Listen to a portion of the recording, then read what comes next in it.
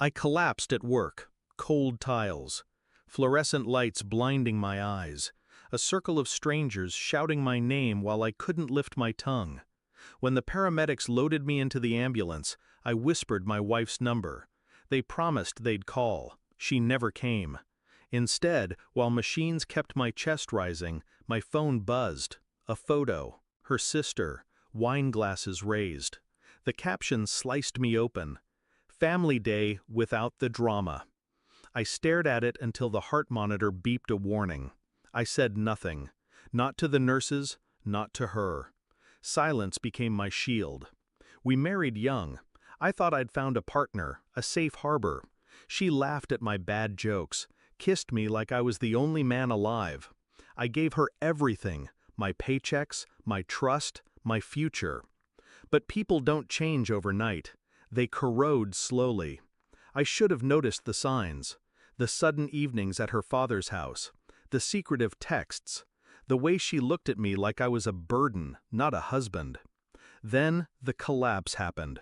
That was my clarity. You can measure love by how fast someone runs when you're at your weakest. She didn't run. She drank wine.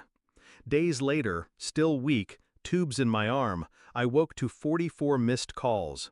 My wife, her father, then one text, short and sharp. We need you. Answer immediately. Need. That word made me laugh until my ribs hurt.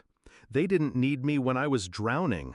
But now, something was wrong on their side of the fence. And I realized I wasn't helpless. I had access to everything. The accounts, the deeds, the business paperwork her father had begged me to co-sign. Their empire had my name stamped across its foundation. They forgot that. I didn't. I played the weak man a little longer. I let their messages pile up while I built my strength in silence. My mind sharper than my body. At night, while nurses thought I slept, I called lawyers. Quiet voices that specialized in disappearing assets, re-revving ownership, exploiting fine print. It wasn't rage driving me. Rage burns too fast. This was colder, methodical. I wanted them to feel what I felt, abandoned, stripped of control, helpless. So I froze accounts, shifted property titles, canceled access to credit cards, all legal, all airtight. A digital guillotine, one signature at a time. The day I was discharged, I didn't go home. I went to the bank. Papers in hand, the manager nodded, stamped, confirmed. By sundown, everything that bore my name was mine alone. Their empire crumbled with the push of a pen. Still, I stayed silent. Let them squirm. The confrontation came a week later. I agreed to meet at her father's house. They greeted me not with concern, but with desperation. My wife's makeup was smudged, her hands trembling. Her father, usually arrogant, sat hunched, sweat staining his shirt. "Why didn't you answer us?" she snapped. I sat, calm, colder than the glass of water I sipped. Because I was waiting for this. Her father slammed the table. "You ruined us! Do you know what you've done?" I leaned forward. "Yes, I do." I told them about the transfers, the titles, the clauses they hadn't read.